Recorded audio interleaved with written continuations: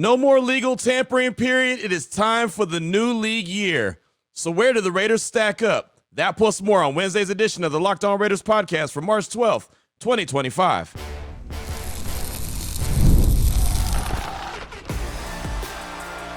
You are Locked On Raiders, your daily Las Vegas Raiders podcast. Part of the Locked On Podcast Network, your team every day. And welcome here, Raider Nation, to another edition of the Locked On Raiders podcast. Thank you so much for making the show your first listen of the day. We definitely appreciate you for catching the show wherever you find your favorite podcast, or you're checking out the YouTube page. We appreciate both. The show continues to grow each and every day. I know I say that every day, but I mean it every day, and that's because of you, Raider Nation. Of course, the job that my man Ari does behind the scenes on the YouTube page is a fantastic job. We definitely appreciate him. You can check him out and shout him out on Twitter at Ari Produces. You can hit me up as well at your boy Q254. And if you want to be a part of the show, 707-654-4693. That's a Locked On Raider podcast voicemail line. As you can imagine, plenty of feedback based off what's been going on so far leading up to the new league year with the legal tampering period, trades, including the one for Geno Smith. Plenty of conversation, plenty of texts, plenty of calls. We'll get to that as we close out the show. Segment number 3 of today's Locked On Raiders podcast. Segment number 2. I had an opportunity to catch up with the two-time Super Bowl champ, former Steeler offensive lineman Max Starks, to talk about the latest Raiders linebacker, Landon Roberts, or as they call him, E-Rob. And the fact that, well, he's a guy that's beloved by the Steelers organization. I know it wasn't a big deal that the Raiders signed him. 1 year's $3 million. But I'll tell you what, the last time the Raiders signed a guy off the Steelers team that was a linebacker in Robert Spillane, it worked out pretty well. And it sounds like E-Rob is going to bring a lot of juice and excitement to this Raiders organization. So you'll hear the conversation, just part of the conversation I had with Max Starks talking about E-Rob. You'll hear that in segment number 2. Here in segment number 1, just news and notes of the day, trying to get you caught up on all things you need to know as the Raiders head into the new league year. So let's go ahead and do this. As a matter of fact, the new league year will begin at 1 p.m. Pacific time, 4 p.m. Eastern today. So based off whatever time you're listening to it, it already might be the 2025 actual season, or maybe it's just a few minutes away. So either way you look at it, 1 p.m. Pacific time, 4 p.m. Eastern. That's when all the deals, all the trades can go through, finally be official. All the times that these players sign unrestricted free agents that were free agents from obviously other teams, those could become official. The only ones that are official are the moves that were made that were signing your own team, like Malcolm Kuntz. That became official on Tuesday with the Raiders. They signed him to the deal. He had a little bit of a press conference. It was only about 3 minutes long. They sent out the presser saying Malcolm Kuntz is back, 1-year deal. So whenever you re-sign your own players, that was fine. Those could become official before today when the new league year opens up. But any of the moving from team to team, unless you were already released and given a little bit of a heads up to start free agency, those deals cannot become official until 1 p.m. Pacific time, 4 p.m. Eastern. So as it stands right now, the Raiders lose 4 defensive starters. Day 1, they lost linebacker Robert Spillane, safety Trayvon Merrick, cornerback Nate Hobbs, and then on Tuesday we found out really early in the morning linebacker Divine Diablo was going to the Atlanta Falcons on a 2-year deal. As a matter of fact, Ian Rappaport from NFL Network reported the deal is worth $14 million and will pay out $8 million in his first year. After serving as a starter for much of the time playing out of his rookie year, Diablo will be expected to do the same thing in Atlanta. So no Spillane, no Merrick, no Hobbs, and no Diablo. All 4 starters on the Raiders defense are now in new locations. So I know a lot of people weren't fired up and excited about that, especially when the defense was looked as the strength of the team, but it kind of is what it is. The Raiders were not going to spend a whole lot of money. These guys all got paid really good coins. Spillane, $37 million, Merrick, $51 million, Hobbs, $48 million, and Diablo, $14 million over 2 years. Still some really good coin for some guys that only won 4 games. Not necessarily saying it's all their fault they only won 4 games, but you understand that the Raiders were not going to spend a ton of money retaining these guys. They're trying to change the culture, change some of the guys in the locker room. You'll actually hear more about that in segment number 2 when we talk about E-Rob, Landon Roberts, the latest linebacker for the Silver and Black. But Divine Diablo goes to the Atlanta Falcons. So 4 starters on defense lost in free agency. The Raiders did add cornerback help, so they did look to their defense, and they've been making some small moves, and this was a small move as well. They added Eric Stokes, the cornerback, former first-round pick of the Green Bay Packers back in 2021. 1 year, $4 million. Again, not spending big money, right? They're looking at free agency, and I think Vic Tafur put it very well when he said, when he talks about Eric Stokes, the Raiders got an injury discount on Stokes. He missed 23 games in 4 years, but he will go there and compete. And what he means is in his rookie year, 2021, he played 16 games, started 14, had an interception, 14 passes defense, and 55 total tackles. That's fantastic. But after that is when he started missing games. 2022, only played in 9 games. 2023, only played in 3 games. Then last year, 17 games with 7 starts. So hasn't had a ton of production outside of his rookie year, but he is a guy that will be able to compete. And again, 1 year, $4 million. But I saw Vic Tafer on Twitter say that they weren't going to spend Nordstrom money when it's basically Marshall's as far as free agency. Marshall's quality players out there in free agency, they weren't going to spend Nordstrom money. And that's what free agency is. It's a lot of overpaying for players. And again, you just look at the guys that got paid by teams coming from the Raiders, right? Again, Spillane, Merrick, Hobbs, and Diablo, they all got paid some really good coin by their new teams. Again, that'll become official later on today, 1 p.m. Pacific time, 4 p.m. Eastern time. Also on Tuesday, found out about the compensatory picks for all 32 teams in the league. The Raiders were awarded 2. It's basically what we knew. We've been talking about that for a while. They now have 9 total draft picks as of right now,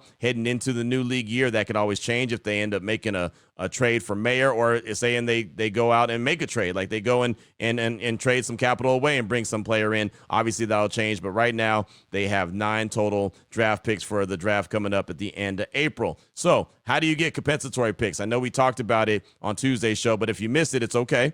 To qualify for compensatory picks, teams must end up with more qualifying free agents lost than gained in a particular year.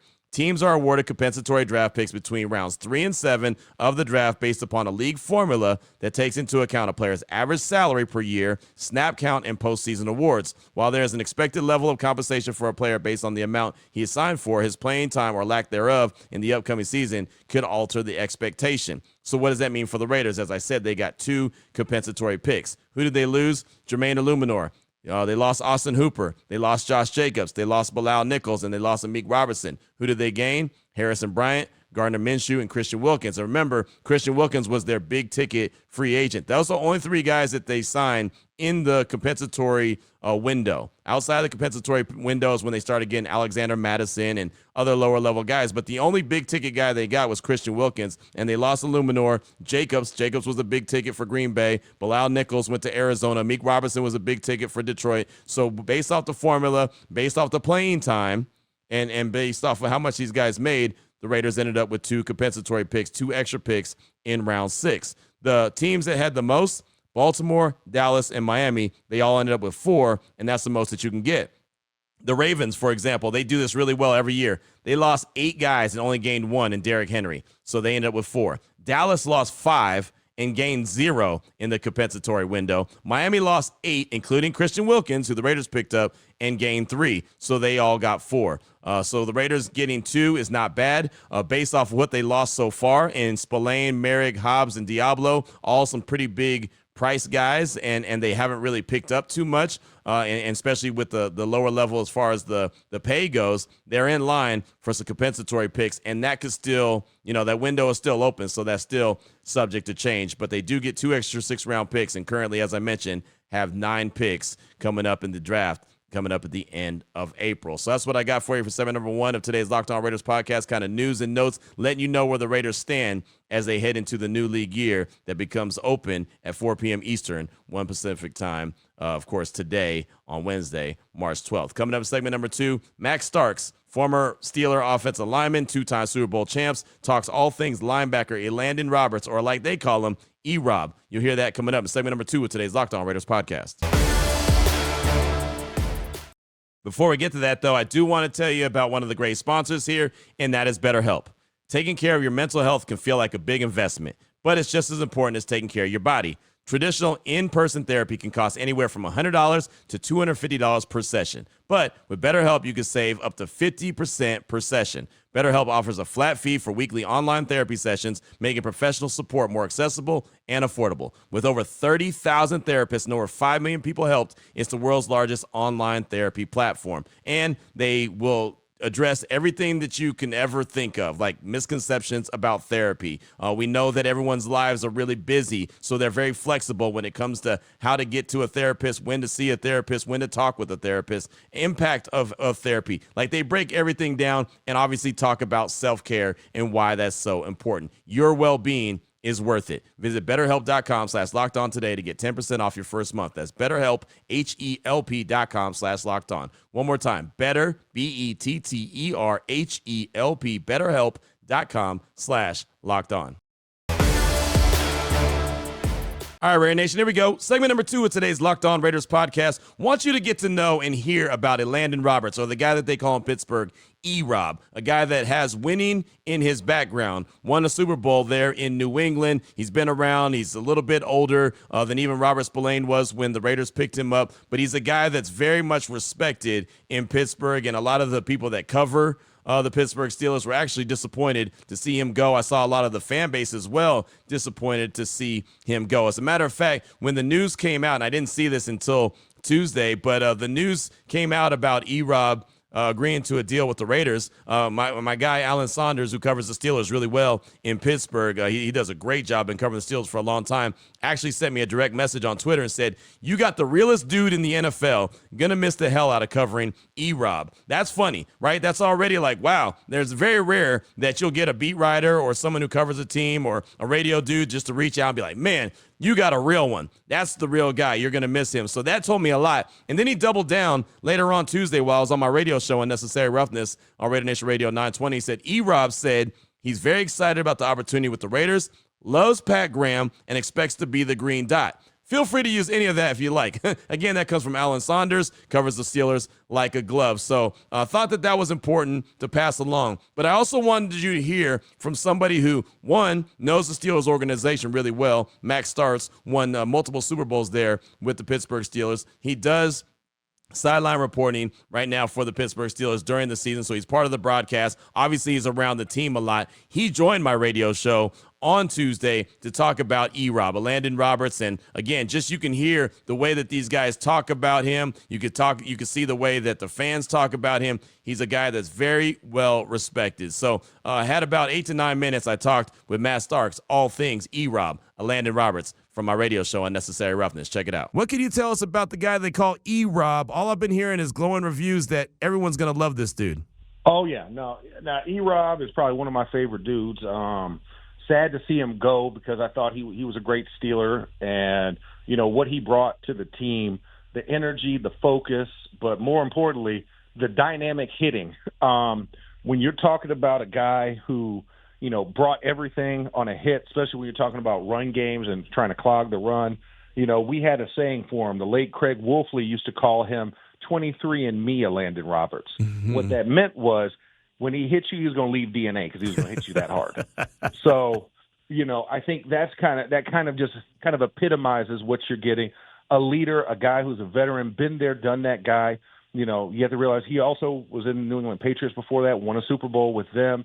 So he brings that pedigree to the table. And he's a guy that knows what success looks like. So the Raiders are definitely, once again, getting a great product at the linebacking position that was once a Steeler.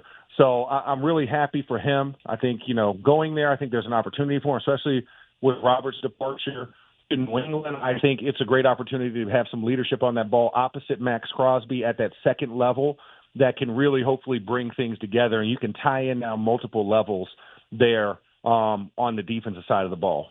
1 year, $3 million. Are you surprised that the Steelers didn't match that or beat that a little bit? I'm not too surprised, just because I know the Steelers, you know, you draft Peyton Wilson, you don't want to have a guy there that's in the way as a blockade from getting one of your draft picks on the field. Mm. And I think that was what it is. They didn't expect Landon to be the type of player that he was, because you have to think about this for the Steelers. You know, we've been playing musical chairs since the Ryan Shazier injury, you know, and how Devin Bush did not work out as a first rounder. So trying to find some depth. The year before we brought Landon in, you know, we had Alexander in there. We had a lot of different pieces that we were trying to rotate through to figure out, is it you bring in veterans or do you draft homegrown? And I think, you know, finding that mix, you bring in Pat Queen, but you want a homegrown guy in there at the other inside linebacker position. And I like the rotation that we had, I think, to get Peyton Wilson's feet wet with the league. But I think now that it has finally materialized, now you have two guys who can cover sideline to sideline. The only probably small negative, if anything, is talking about Landon is probably some of the drop coverages if you are going to drop into some type of Tampa 2, some type of, cover 6 type of situation, that's where it becomes a little bit of a liability. But as far as anything, man, in the box, zone, stopping the run, screen game, like Landon Roberts is pound for pound one of those guys I would want on my defense. And I think that's probably what, for the Steelers, they want a little bit more speed and youth on that side of the ball because you do have a lot of age and they're trying to get younger. You mentioned, Max Crosby and having leadership, and we talk about Pete Carroll and culture all the time and how he's trying to get this certain culture here with the Raiders now. How much will Landon be able to help even turn that culture around while playing at a high level? No, I think he brings a lot to the table because I think the resume speaks for itself. You look at the organizations that he's been a part of: New England, Pittsburgh, Miami. Miami being the latter of those, lesser of all those pieces. But I think having an essence of being around those top flight type of coaches, I think he understands what the demands are from a Pete Carroll. When you listen to a Mike Tomlin, you listen to a Bill Belichick, in the process. And you've had to go out there and follow and do things technically sound and be a voice of reason. I think he brings a lot of that culture, and I think his voice and his travels and his experience will be an added benefit to that locker room, right? Because one of the things that's a tough culture to even try and replicate is winning. Right. Winning's the first thing, and if you haven't been around winning, or it's been a while, or you haven't done it at this level, it's tough to really understand what that looks like. And so there's a pressure and there's a certain edge that must be met. And sometimes you can only feel it, Q. And I think that's something that he's experienced it. So it will be a lot of not only the verbal things of him saying it, but the physical way he goes about it. The demonstration that you have to do, the character of leadership is not only walking it, but is talking. And I think he does both of those things really well. And he brings that experience with him. So I think, for Pete Carroll, this is the right type of guy you want to have, especially a guy, if you're going to put a green dot on him and have him calling out the defenses, you want that guy to be a mature guy, a guy that's been there, done that, and has seen a lot of things. You don't want to put a rookie in that position all the time, even though there are the exceptions. It still takes time. Experience is one thing that can't be beat. I don't care how much athleticism you have, experience will always be a winner. You're a 2-time Super Bowl champ. What was it about walking into the locker room with the culture that was set, a culture that was winning, like you said, that's hard? How did you realize that, okay, this is the right environment for me? I know how to fit into this winning culture. Well, I think the biggest thing was, knowing that you're not the only one feeling this, right? You're not the only one talking about this. I could look around that locker room and I have support. And I think that's the biggest thing, right? One of the things that was kind of one of my biggest gripes with the 2012, CBA was, when you created this rookie salary cap, you kind of lost a lot of the middle age of the NFL, right? You lost a lot of those guys from 5 to 9 years in the league because it was like, well, we can get these young guys cheaper and better. And so you kind of lost a lot of that. So a lot of the things weren't passed down. There was kind of a glitch in the matrix, so to speak. And now teams are coming back around saying, no, we need these guys. We need these. These are called, the essential glue pieces, Band-Aids, to get things healed and get things back on track. You've got to have a good mix of the middle age. It's great to have your superstars that are older, that have been there for a long time. But at the same time, you need the younger guys who can then talk, because there is at a point going to come a generational gap, right? Every 10 years is a generational gap. So when you have a guy that's 13 years in the league, he doesn't necessarily know how to talk to a guy that's a rookie, because the rookie's seen some different things than that guy that's been in the league, right? NIL, transfer portal, playing at 2-3 different colleges and understanding that, the league is different from college. You can't just say, hey, I don't want to be here anymore after 1 year, I'm going to transfer. No, you can't do that. You got a contractual obligation to be here. And so you kind of need a little bit of that middle-aged group. And I think that's what the real big difference was for me, is we had that middle-aged group. We had guys that we could look at and that we could talk to. It wasn't like I had to look at Jerome Bettis for all of my, questions and answers, but I could talk to Hines Ward, because at that time Hines Ward was going into his 6th year in the league.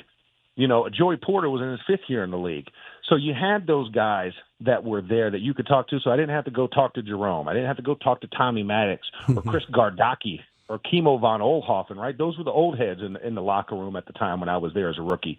You had the go-between guys. And I think that's the biggest thing with melding all of those minds. You have to have a good cross-section of players with different age experiences. So when the Raiders acquired Robert Spillane, it was like, well, he's really good at stopping the run, but he's a liability in coverage, and all he did is go out there and ball out. None of us knew exactly what to expect. Landon Roberts, obviously, has had plenty of success in this league. What is it that we don't know about him? Like, what should we expect him to be able to do that we might not know about yet? I think one of the biggest things is going to see how he does do in coverage. I mean, like you said, that was a knock against Bobby Spillane, but then you see what Robert did. All he did was tackle anything in front of him. Yeah. Right. If it moved, he was going to hit it. You know what I'm saying? I think you have the same type of DNA in a Landon, but a Landon brings a little more oomph behind that. So when Robert hits you, you went to the ground. When a Landon hits you, the ball might fly out of the guy's hands. Like that will be the difference. I used to call him a pocket full of dynamite. He just walked around with it at all times. You didn't know when it was going to explode, but you knew it was going to at some point because he had it on him. And so I think that's one of the things you can really expect, the explosive type of player that he is. He's going to make some good things happen. If you got an unsure running back there, that guy after taking one hit might definitely be a little cautious and might suffer from fumbleitis if he encounters it more than one time in a game. Glowing review right there. And I thought there was a couple things that stood out to me when he was talking about E-Rob, and the fact he was talking about culture, he was talking about winning, what it looks like. And, I know that the Raiders lost Spillane, Merrick, Hobbs, and Diablo. One thing that I know for sure, when Pete Carroll took over, one of the things that I heard immediately, and I didn't know exactly what it was going to look like, I heard that everyone in the building who's accustomed to losing, who's used to losing, you're going to see them make their way out. So basically, they want guys that have expectations of winning. And I described it on my radio show that they want guys in the building that hate losing more than they like winning, right? And I know some people say that's impossible. It's not. It's not. For alphas, for people that really, really, truly care, there's situations where you can just hate. I mean, it just drives you nuts that you lost, where you're happy that you won, but it's like the Tom Brady effect. He literally hated losing more than he enjoyed winning. And he enjoyed winning. So that's kind of what they're trying to do. So I'm not saying that Merrick, Hobbs, Diablo, Spillane, any of those guys were accustomed to losing and they had to get rid of them. But they're also trying to change the expectations, try to change the standards, trying to change the culture. And a guy like E-Rob, who's been there, done that, has a Lombardi under his belt, right, has a Super Bowl ring, could help do that. So you're going to start to see guys that are going to do what? Exactly what Pete Carroll talks about. Compete, but also guys that know how to win, have expectations of winning, and have that fuel, that drive, that hate to lose mentality. You're going to see those guys infused in this Raiders team. I'm not saying it's all going to happen in one offseason. Everything's going to get turned around immediately, but that's the goal that they're gonna try to enforce on this team. So I thought that was some really good stuff that you should hear about the latest Raider linebacker, E-Rob, Landon Roberts, who agreed to a 1-year, $3 million deal. Got a really good deal for what sounds like a really good player. What's your thoughts? Your calls and texts are coming up next, 707-654-4693. Before we get to that, though, I do want to tell you about another great sponsor here on the show, and that's FanDuel.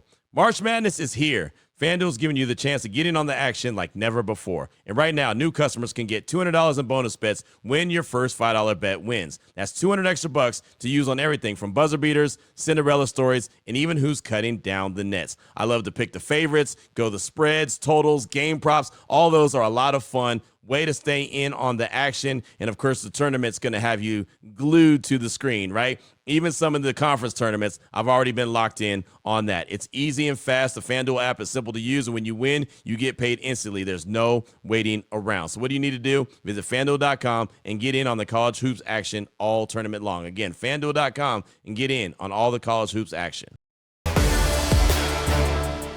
Here we go, Raider Nation. Segment number 3 of today's Locked On Raiders podcast. Your calls and texts straight off that Locked On Raider podcast voicemail line, 707-654-4693. Let's start things off with a call from C Money from Huntsville, Texas. He's calling to talk about Geno Smith. Gives his thoughts on how that move helps the Raiders moving forward. Here he is, C Money out of Huntsville, Texas. Hey, what's up, Q? It's your boy C Money from Huntsville, Texas.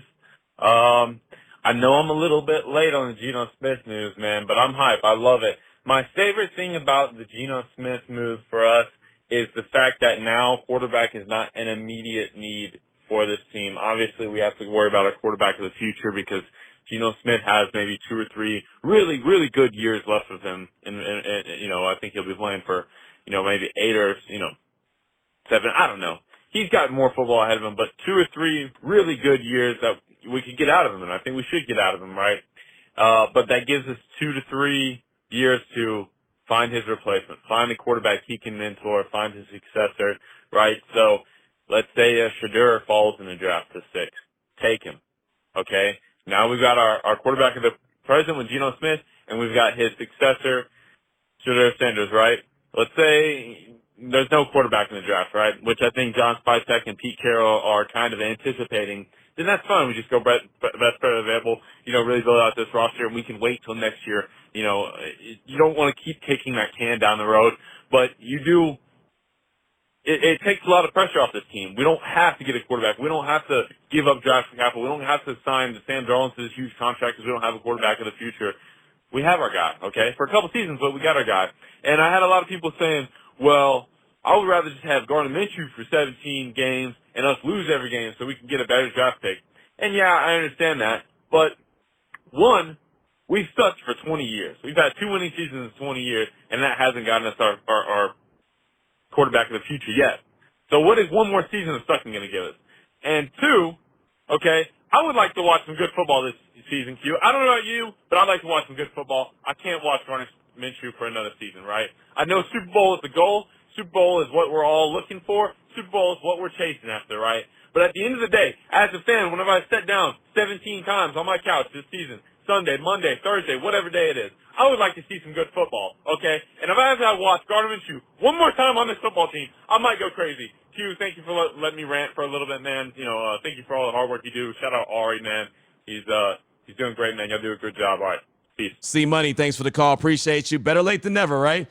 Flexibility is the biggest thing when it comes to Geno Smith. It really is something I've been talking about now for a couple days, right? Geno can win. He's a guy that can win games, but the flexibility is big. And you're right when it comes to watching, covering, winning football. It's just that much more fun. Like, you start to get stuck in that routine. I talked about it in segment number 2, like getting accustomed to losing, right? And they don't want to have those kind of guys in the building where they're used to losing. Well, I hate to say it, but at times throughout the course of the year, I got accustomed to the Raiders losing. So I'd go to the game at Allegiant Stadium to cover it, and it wouldn't be a big deal to me. It wouldn't be, I wouldn't come back and be like, well, they lost. No, they tried, but they lost. It's almost like it became routine. That's not what they want. They want to be able to move forward without having that kind of routine. So, yes, you're absolutely right. Winning football would be fantastic. The passion behind your call, fantastic. Definitely appreciate you. C Money, thanks so much for the call. Good stuff. Up next, got a text from Andrew the Raider. What's up, Q? As of right now, the latest move is Eric Stokes on a 1-year deal worth up to $4 million, assuming I can read. Just want to say Spytek's approach to free agency has been pretty boring. Nothing splashy, pretty cheap for the most part. And I think that might be brilliant. It's kind of what the analytics nerds, I use that term lovingly, recommended as the best approach. Build depth with free agency and increase your talent with the draft. Time will tell, but this really might be a new era finally for Raider Nation. Peace. That's from Andrew the Raider. And yeah, that's the thing. They weren't going to be real splashy. They weren't going to go out there and break the bank, right? Their biggest moves were signing Max Crosby, getting him the deal done. Obviously, today with Geno Smith, that trade could become official. They're going to work on an extension as well. Right now, he's got a $31 million cap hit for this year. I'm assuming that that's going to go down. But it was interesting that when you look at Max's contract, the cap actually went up. The cap hit for Max Crosby went up for this year and next year. So I'm not too sure exactly why they front-loaded it like that, but they did. I'm assuming when they do the extension for Geno, they're going to probably bring that $31 million cap hit down. So we'll see what it ends up looking like. But, yeah, they weren't making any big moves. Now, my guy Ryan Hogue, former Raider wide receiver, drafted Mr. Irrelevant back in 2003, used to rock with me every single week throughout the course of the season. He's a fantastic dude. He actually made an impromptu call to my radio show on Tuesday, and he said, I still think they have one big move remaining. And the Geno Smith wasn't the big move. And look, he's not coming from an insider point of view. He's just coming from gut feeling point of view. So I like to trust his instincts. Just like a lot of times I go with my gut feeling. I say it's either my gut feeling is something or it's gas, whatever the case may be. So maybe, and I'm going to keep looking for it because there might be a move out there.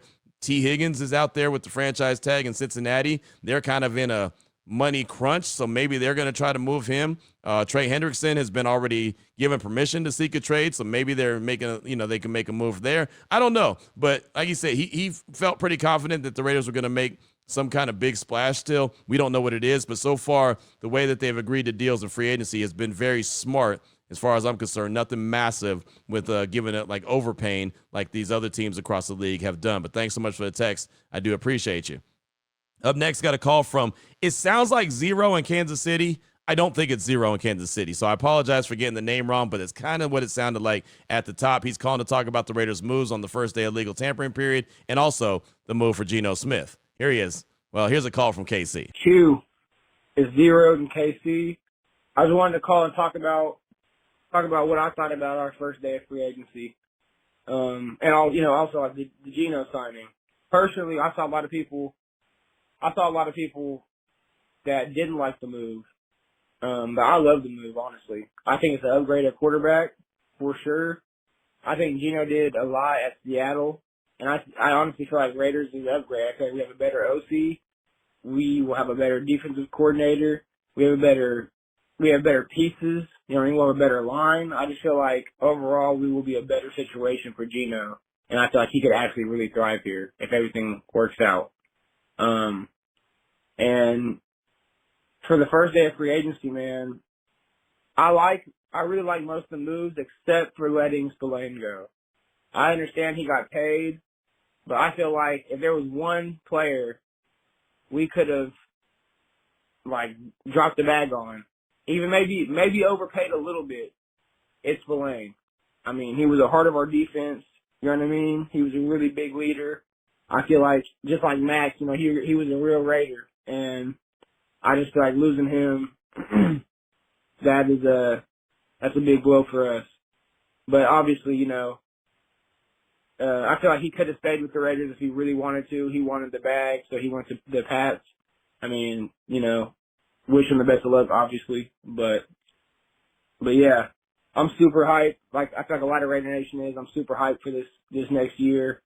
I'm excited to see what other moves we make, and I really feel like we draft a good running back at some point in the draft. I'm not saying we have to pick Genty with the 6th pick, but just at some point get a good running back, and then get that main wide receiver, that big wide receiver we could throw to, maybe with that pick 6. Things could look really good for us. I'm really excited. Raider Nation, all y'all should be excited. Hugh, thanks for doing the show, man. Keep doing your thing. Let's get it. Thanks so much. If it is Zero, cool. If not, my bad. That's what it sounds like. But I agree with you on Geno. Thinks he does some good things, right? He provides some good flexibility. That's really been my key when it comes to Geno Smith. Flexibility. Spillane is a big loss, but he also got paid massive, right? 3 years, $37 million. That's a lot of money. And honestly, nobody knew what to expect from Spillane when he signed a 2-year deal. Nobody knew what Dave Ziegler did when he signed him. They're like, wait, hold on, what? Everyone thought, well, this guy is going to struggle in the, in coverage, and he's a good thumper, but that's it. He really didn't have an opportunity to show himself in Pittsburgh, and then he comes to the Raiders and he does really well. So yeah, he's a big loss, but it sounds like E-Rob is going to have an opportunity to be that guy. He may struggle a little bit in coverage as well, something Max Starks talked about in segment number 2 of today's Locked On Raiders podcast, but I do believe that he's going to have an opportunity to be a guy. And again, like I said, nobody really knew who Spillane was except for Nate Glass and Cali. I got to give him that he's a resident Steeler fan that listens to the show regularly. I remember he did call and say, you guys are going to love Robert Spillane. So I'll give him props. He knew who he was, but even people that covered the Steelers, they were like, yeah, you'll like him, but he's all right. He's not all that. So we'll see what happens. The other side note on this is the Raiders let both of their starting linebackers go, right? Spillane and Diablo. So to me, 1, it was money, but 2, also, they probably want more. They probably want a little bit different flavor from their linebackers than what they were getting in Spillane and Diablo. So we'll see what they do as far as the guys they bring in and see how much different they are compared to those 2 that walked in free agency. But thanks for the call. Definitely appreciate you. Up next, got a text from Day Day in San Antonio. It says, hey, Q, Day from San Antonio. I know we just got Geno, but I'm already plotting on the way we can get his cousin, Ohio State wide receiver Jeremiah Smith, next draft. Given we got Chip Kelly too, this would be such a great get. LOL. As far as this year's draft, I feel like we should draft at least one of Ohio State's running backs. Who do you prefer, Judkins or Henderson? And any way we can get some intel from Locked On Ohio State Buckeyes. Appreciate all that you do, brother. Take care. That's Day in San Antonio. Thanks so much. And yeah, Jeremiah Smith, if I'm correct, wasn't he a freshman this year? So he's not going to be available next year's draft either. He's still a ways away, which is a shame because he is fantastic. But as far as Judkins or Henderson, they're both really good. I wouldn't be surprised if the Raiders got both, but I think Henderson would be the better player. I think he's the home run hitter. I think he's the better receiver out of the backfield. I think he's the one. If you're going to pick one, he'd be the one. But yeah, there's no doubt. We'll definitely do some intel with the Ohio State Buckeyes Locked On show for sure. Matter of fact, make that guy a part of this show all the time. We'll do a lot of deep diving into a lot of these guys that we look at as possibilities for the Raiders leading up to the draft. So yeah, you're a little bit ahead of the curve, but absolutely we'll make sure to make that happen. Day, thanks so much for the text. I appreciate you. Up next, got a call from Big Raider fan. He's calling to talk about free agency and the fact that he's not too happy with how things have gone so far after day one of the legal tampering period. He's a Big Raider fan giving us a call. Hey, what's going on? Big Raider fan here. Man, I am a little upset with day one of free agency. There was a lot of guys that I wish the Raiders would have went and gone after.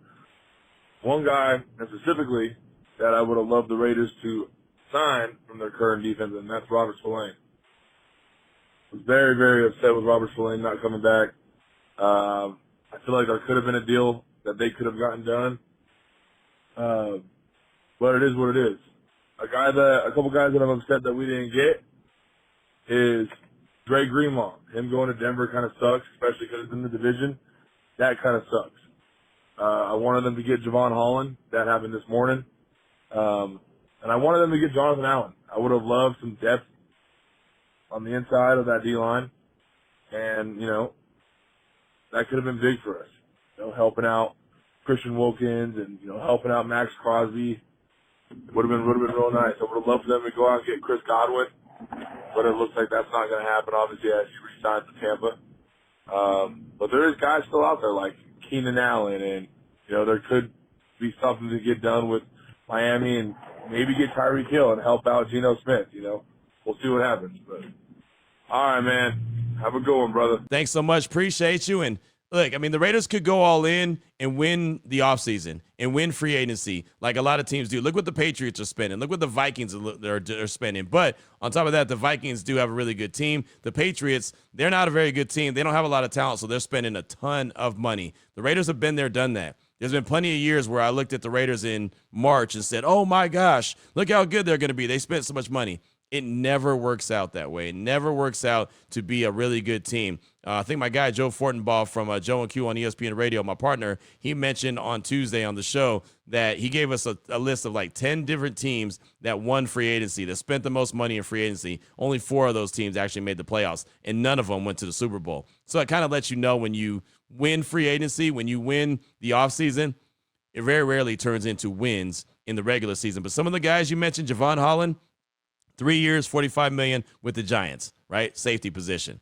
The Raiders just got they just picked up Jeremy Chin, 1 year or 2 years, 2 years, $16 million, so basically $8 million a year, so a lot cheaper. And I know Javon Holland's a really good player, but 3 years, $45 million is a lot of money. Spillane, 3 years, $37 million with the Pats. Jonathan Allen, you mentioned him, 3 years, $60 million with the Vikings. Dre Greenlaw, 3 years, $35 million with Denver. And really, he was banged up last year coming back from that Achilles tear. Chris Godwin, he stayed in Tampa Bay, 3 years, $66 million. Like, that's a lot of money, right? Keenan Allen, he's washed. He's always injured, so I don't think he'd be very good. Tyreek Hill, maybe. Right? Maybe they'll see him, but I don't know if they really want him in Las Vegas. He's always got some kind of issues, but he's a game changer for sure. Maybe I mentioned before, maybe they make a move for T. Higgins. He's got the franchise tag with the Bengals, but the ultimate thing was the Raiders weren't going to spend a ton of money in free agency. And those teams and those players that I just mentioned, they all got big money in free agency. But thanks for the call. Definitely appreciate you. We'll close things out with a text from Dirty in the 330. So he says, hey, Q, it's Dirty from the 330. Needed a vent. Why is it every season we think it'll be different? Then we just sit here and watch signing after signing. Had so many options out there for depth and pieces of need. No, the organization loses a player to contracts we can afford and come out with downgraded versions of what was already there. Really wish we had different ownership. Hope the draft goes better than free agency. Nonetheless, let's go Raiders. Take care, Q. We appreciate you. As Dirty in the 330 venting right there. And again, I understand, especially when you see players leave, but good organizations, and I'm not trying to sell you on this. This is for you to take it or leave it. Good organizations allow players to leave and feel good about the quality depth behind them, and guys can come up behind them.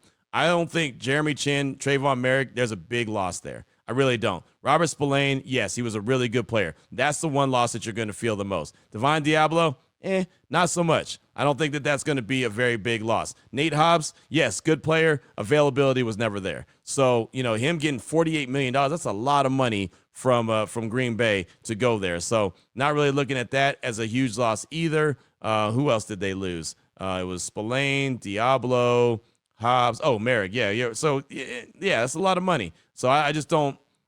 I don't think it's that big a deal. They're not going out and signing a ton of guys. Of course, bringing Max back was the most important thing. They did that. They got a quarterback, so now they have flexibility in the draft. They don't have to get desperate and reach for a quarterback and trade up if they don't want to. They can sit there and wait and see, get the best player available. Like, they have options now. So I know it's not the greatest thing, and all fans want to see their team go out and make a ton of great moves in free agency and get you excited. But sometimes slow and steady actually wins the race. Sometimes you just be slow and steady, make smart decisions. Again, Robert Spillane is the one that we're talking about the most. It's the biggest loss. Remember when the Raiders signed him? It was like a 2-year, $10 million deal that Dave Ziegler signed. Everyone's like, who the hell is this guy? What's he doing? He can't even cover. And he ended up being the best signing that they had. So it's not always, the price tag on the player that comes in. It's not always the big name of the player that comes in. It could be, the Jeremy Chins. It could be the Lonnie Johnson Jr.'s. It could be the Eric Stokes. It could be guys like that just, go in there, play their role. The E-Robs, the E. Landon Roberts, right? Those kind of guys. They play their role. They do what they want. They're supposed to do. This is helping, again, the Raiders turn over their roster. It's something that I talked about quite a bit. When you have 27 free agents, if you want to move on from a lot of them, you don't have to cut them. You don't have to release them. You just let them walk in free agency. And then you also are going to get awarded comp picks if you play your cards right. And it looks like that's what they're doing as well. So, again, the good organizations. Baltimore, they always draft well. Dallas, as much as they're, for entertainment purposes only, the one thing they do really well, draft really well. They always get comp picks. Miami, right? They get comp picks. San Francisco, they always end up with comp picks. Baltimore, Dallas, and Miami all ended up with 4. They lost 8. Like, Baltimore lost 8 and gained 1. Dallas lost 5, gained 0. Miami lost 8, including Christian Wilkins, and only gained 3. That's how they end up with those comp picks. They're able to allow players to walk in free agency and feel comfortable with who's going to be there. As much as we all got excited about Christian Wilkins, I don't think that Miami was like, oh, my gosh, we're not going to be able to survive. No Christian Wilkins. Their big issue this year or this past year was what? Tua went down, right? When he went down, their season went down. So, again, good teams find ways to make it happen. And I'm not at all trying to crown the Miami Dolphins as a really good team, but they were comfortable, for one reason or the other, letting guys walk, and they still felt comfortable that they were going to be all right. And if they hadn't lost Tua for an extended amount of time, who knows what the season really would have looked like for the Dolphins. But that's all I got time for. Again, not trying to sell you on anything, just trying to explain the rationale behind it. And, either you like it or you don't. But that's kind of the nature of the beast as the Raiders and the rest of the league head into the new league year. Remember, it opens up 4 p.m. Eastern time, 1 p.m. Pacific time. All deals could become official when that new league year opens up. So I'm sure we'll have plenty to talk about. There'll probably be a couple deals that they'll say thanks, but no thanks. They'll actually revert because it happens each and every year. So we'll be talking about that. We'll have more news and notes, see what the Raiders do, see if the Raiders lose any more players. Again, we'll talk about all of it. We'll have it covered. We'll get back to your calls and texts as well. 707-654-4693. So until tomorrow, Raider Nation, take care of yourself, take care of your family, love on your family. Most importantly, as always, just win, baby.